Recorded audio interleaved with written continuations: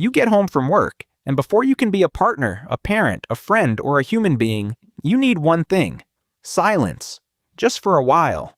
Not because anything went wrong, not because you are upset. You just need the world to stop talking at you for 20 quiet minutes. Maybe you sit in the car in the driveway a little longer than you need to. Engine off, phone down, nobody asking you anything. Or you walk in, mumble a hello, and vanish into a room, and part of you feels guilty for needing to disappear like that.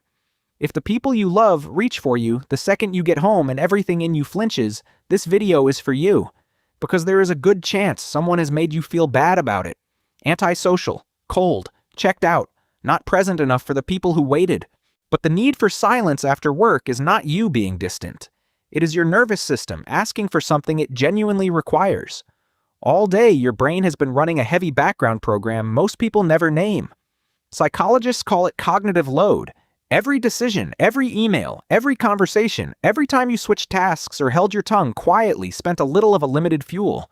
And it is not just the work itself. It is the noise, the lights, the notifications, the small performance of being okay in front of others.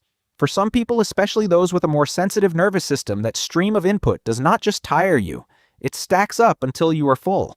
By the time you get home, you are not lazy or withdrawn. You are saturated.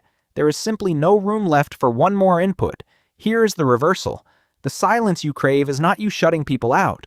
It is the specific thing that lets you come back to them. Think of your capacity like a glass. All day, drop by drop, it filled. Silence is not you rejecting the room. It is the glass emptying enough to hold more. Researchers have a name for this recovery. They call it psychological detachment, mentally stepping away from work so your system can reset. And the studies point one direction. People who can truly detach after work tend to feel more recovered, less exhausted, and more present the next day. The quiet is not indulgence. It is maintenance.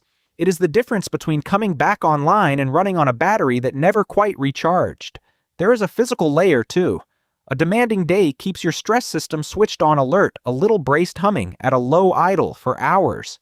Silence and stillness are part of how that system stands down.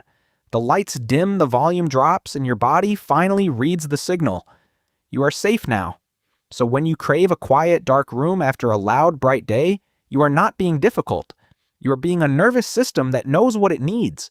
This is often strongest for introverts and highly sensitive people who take in more detail and recover in lower stimulation, not higher. An extrovert might refuel at a party. You refuel in the gap between things, in the pause, in the moment, when nothing is being asked of you. Neither is better. But if you have spent your life being told to just push through and socialize, your own wiring can start to feel like a defect. It is not a defect. It is a setting. And once you understand the setting, you can stop apologizing for it and start working with it. But every real thing has a shadow. So let me be honest about where this need can quietly turn on you. There is a version of after-work silence that restores you and a version that slowly walls you off from everyone in your home. Recovery has an end. You go quiet, you refill, and then you return softer, more available, glad to see the people you live with. Avoidance does not have an end. The 20 minutes becomes the whole evening. The door stays shut.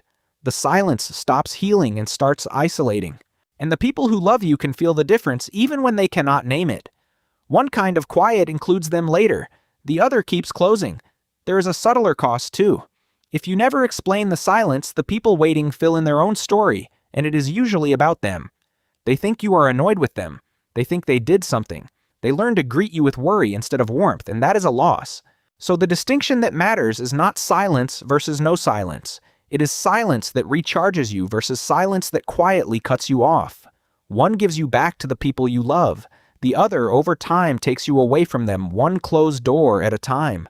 The good news is that a recovering silence and an avoiding silence are easy to tell apart once you know the tell. A recovering silence has a plan to return.